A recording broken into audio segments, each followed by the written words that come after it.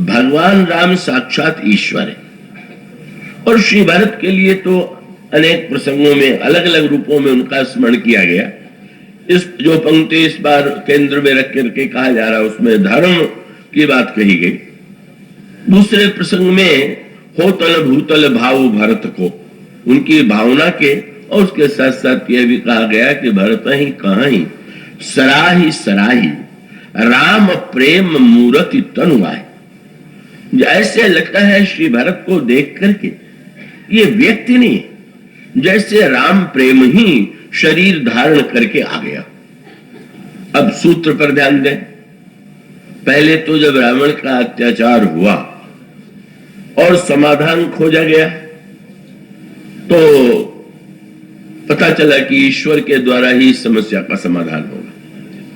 फिर प्रश्न आया ईश्वर कहां मिलेगा, तो भगवान शंकर ने वहां जब विवाद हुआ तो ये कहा कि ईश्वर तो सर्वत्र रहता है।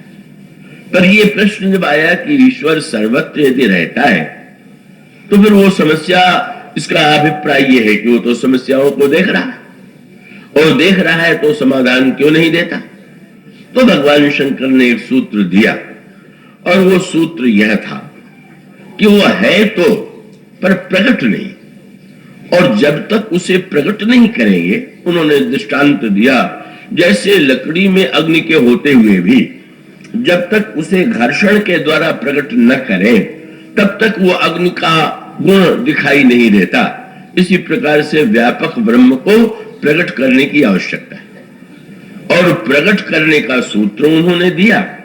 कैसे प्रकट होगा, तो ये संसार में जो भौतिक पदार्थ है उसमें से व्यक्ति जो है शक्ति को प्रकट करता है। कृपया पूरी तरह चैतन्य रह करके सुनेंगे। ये जितने आज विश्व के आविष्कार हैं ये तो शक्ति के ही चमत्कार है और उस शक्ति के चमत्कार के पीछे प्रकृति का नियम का मानो वैज्ञानिक कौन है जिसने प्रकृति के नियमों को पहचान लिया और वो जैसे उसने आकाश में बिजली को चमकते देखा और वो उसके द्वारा उस प्रकृति के नियम की खोज में लगा कि जो चमक इतनी प्रकाश में होती है किस प्रकार होती है, और उस नियम को जानने के बाद विज्ञान की भूमिका यही है कि वो प्रकृति के नियमों को जान करके पदार्थ को शक्ति के रूप में परिणत कर देता है। यही भौतिक विज्ञान का दर्शन है। पर अध्यात्म विज्ञान ये कहता है कि इस शक्ति के पीछे जो शक्तिमान है उसे भी खोजना परम आवश्यक है। और तब प्रश्न आया कि शक्ति का प्राकट्य तो नेम से होता है, नियम से होता है, पर ईश्वर का प्राकट्य किस नियम से होगा? उसके लिए कौन सा नियम है? किस नियम के द्वारा इस प्रकार साधन करने पर, इस प्रकार प्रयत्न करने पर ईश्वर प्रकट होता है? और तब शंकर जी ने यही कहा कि ईश्वर किसी नियम की सीमा में है नहीं, नियमों से परे। इसलिए ईश्वर को ये दावे से कोई नहीं कह सकता कि इस प्रकार की साधना करने से, इस प्रकार के नियमों का पालन करने से ईश्वर का दर्शन हो सकता है।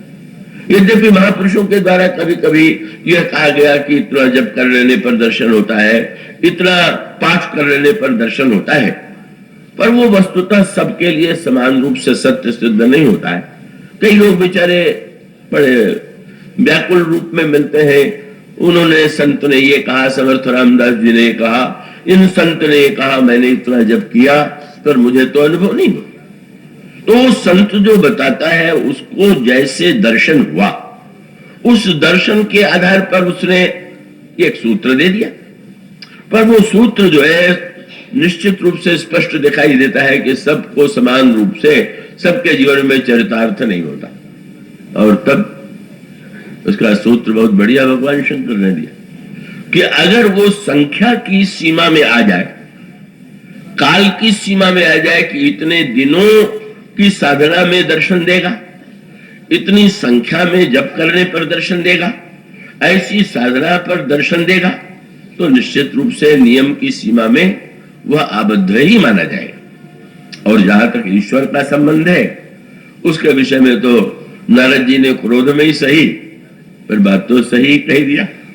जब बिगड़े तो नारद जी ने यही तो कहा परम स्वतंत्र न सिर पर कोई, बावही मन ही करो तुम सोई।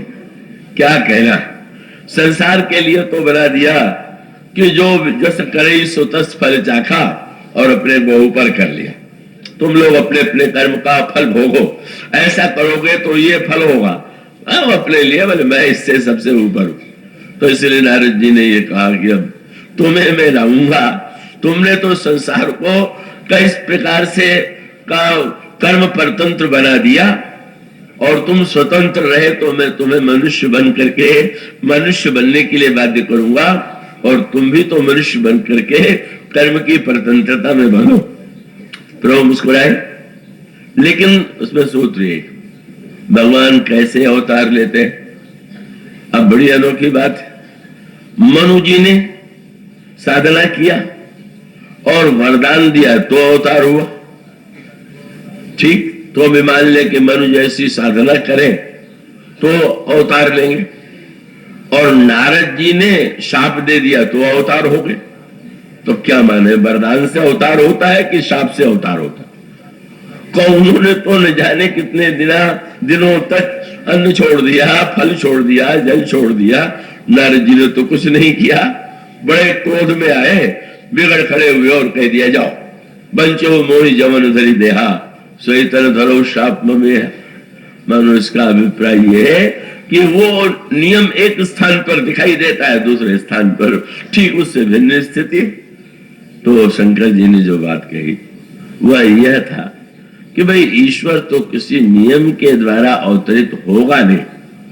तो उन्होंने कहा अग जग में सब रहित विरागी, और प्रेम ते प्रभु प्रगटई जिम यागी। ईश्वर नियम के द्वारा नहीं, प्रेम के द्वारा। अब जिसके हृदय में जिस तरह से प्रेम हो, बस प्रेम तो निश्चित रूप से है। प्रेम तो नियमों से परे माना ही जाता है।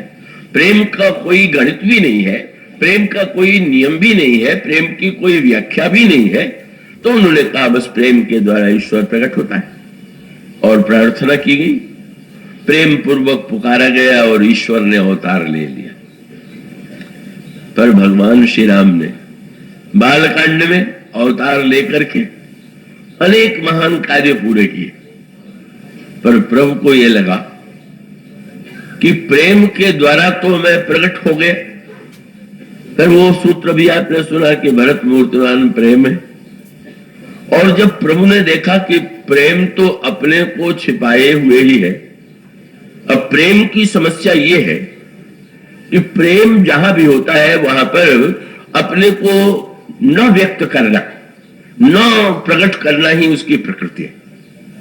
तो भरत यदि मूर्तिमान प्रेम है, तो मूर्तिमान प्रेम होने पर श्री भरत इतना पीछे है, वो कभी किसी तरह से भी सामने आते ही नहीं। और जब आते ही नहीं तो मानो अयोध्या कांड में प्रभु ने भरत को मीठी एक ऐसी अनोखी लीला रच दी, बोले मुझे तो प्रकट कर दिया, अब तुम भी तो प्रकट हो जाओ। और इसीलिए गोस्वामी जी ने उनके लिए भी प्रकट शब्द का ही प्रयोग किया। प्रेम अमीय मंदर विरह भरत पयोधि गंभीर, और मथि प्रगट्य सुर साधु हित कृपा सिंधु रघुवीर। प्रेम ने प्रभु को प्रकट किया तो प्रभु ने प्रेम को प्रकट किया। यही श्री राम और श्री भरत का सामंजस्य।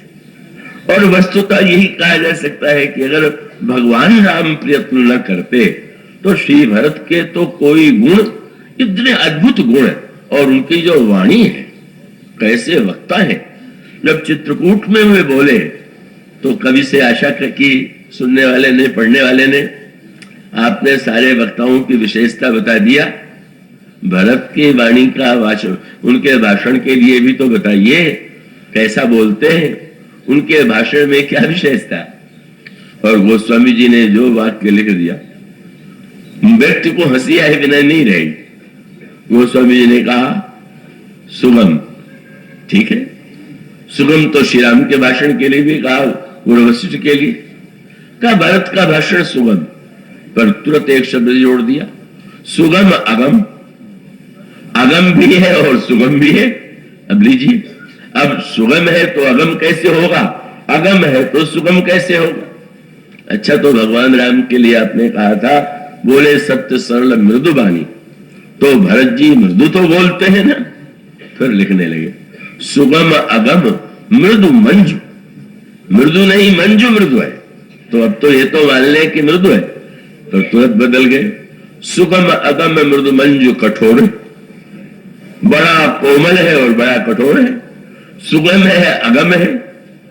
और संक्षेप में बोलते हैं कि विस्तार से बोलते हैं। तो उन्होंने कहा कि अब हम क्या कहें, का वस्तुतः समस्या है कि अगर अर्थ पर विचार करें तो लगता है बड़ा विस्तार करते, और शब्द पर विचार करें तो लगता है बड़ा संक्षेप में बोलते। वो समझे सुगम अगम मृदु मंजू कठोरे, अर्थ अमित अरु आखर थोरे। मानो पढ़ने वाले ने कहा क्या आप कह रहे हैं, क्या इसका तात्पर्य हुआ? आप कहते हैं सुगम भी अगम भी, मृदु भी और कठोर भी। तब गोस्वामी जी ने कहा बात ये है, उन्होंने जो दृष्टांत दिया भरत के लिए वो बड़ा साहित्यिक। उन्होंने कहा भरत के शब्दों को समझ पाना, उसके अर्थ को पूरी तरह, जब वहां पर एक बात है ना, नियम तो ये है कि भाई साधारणतया माना जाता है कि भाई शब्द का एक अर्थ होगा या किसी किसी शब्द के 2-3 अर्थ हो सकते हैं, पर शब्दों के अर्थ का तो एक सीमा ही है। पर जब गोस्वामी जी ये कह देते हैं कि अर्थ अमित, शब्द तो उनके सीमित ही है, लेकिन जब उसमें अर्थ है तो उन्होंने कहा 1, 2, 4 अर्थ नहीं, अमित अर्थ। इसका अर्थ है कि भरत जब बोलते हैं तो सुनने वाले प्रत्येक व्यक्ति को उसमें अलग अलग अर्थों की अनुभूति होती, ऐसा विलक्षण भाषण। और तब गोस्वामी जी से पूछा गया कि लगता है कि आप भरत का भाषण समझ नहीं पाए, तभी तो आपने दोनों शब्दों को लिख करके, वो व्यंग में कहा जाता है ना कि ज्योतिषी से पूछा गया इस वर्ष वर्षा कैसी होगी, कह दिया घमाघम। अगर पानी बरस गया तो कहा कि हमने तो पहले कहा था कि घमाघम बरसेगा, और अगर नहीं बरसा तो बोले तो घमाघम माने घाम ही घाम, ये मैंने पहले ही से कहा था। तो अब वो भाई, अब आप विचित्र बात कह रहे हैं तो क्या आपके समझ में नहीं आया क्या? तो स्वामी जी ने कहा बस समस्या ये है। उन्होंने दृष्टांत दिया कि जैसे आपके हाथ में दर्पण, और दर्पण में आप अपना मुख देखें तो प्रत्येक अंग तो सामने दिखाई दे रहा है, आंख कान सब दिखाई दे रहा है, लेकिन अगर ये निर्णय करें कि जो अंग दिखाई दे रहा है इसको जरा पकड़ भी ले तो क्या होगा? अब जब आप दर्पण में दिखाई देने वाले अंग को पकड़ने की चेष्टा करेंगे तो किसी तरह से आप अंग को देख रहे हैं प्रत्यक्ष, पर पकड़ नहीं सकते। यही दृष्टांत उन्होंने श्री भरत के लिए दिया। सुगम अगम मृदु मंजू कठोरे, अर्थ अमित अरु आखर थोरे, और जो मुख मुकुर मुकुर निज पानी, गए न जाय अस अद्भुत बानी। यह बात ऐसा अद्भुत बोलते, पर सचमुच भरत के भाषण पर उनकी जो व्याख्या है, उनके जो शब्द हैं, आप अगर उसको सचमुच अंतरंग में बैठ करके उस पर विचार करें तो सचमुच ऐसी अद्भुत अर्थों की अनुभूति होगी कि क्या कोई व्यक्ति उन समग्र अर्थों को कभी व्यक्त कर सकता है। और वो गोस्वामी जी ने जो लिखा उसका एक बड़े महत्व का सूत्र है। आइए थोड़ा विचार करके देखें, कितने मृदु प्रतीत होने वाले भरत, कितने कठोर, कितने कोमल, कितने अधिक आज्ञाकारी, कितने विनम्र,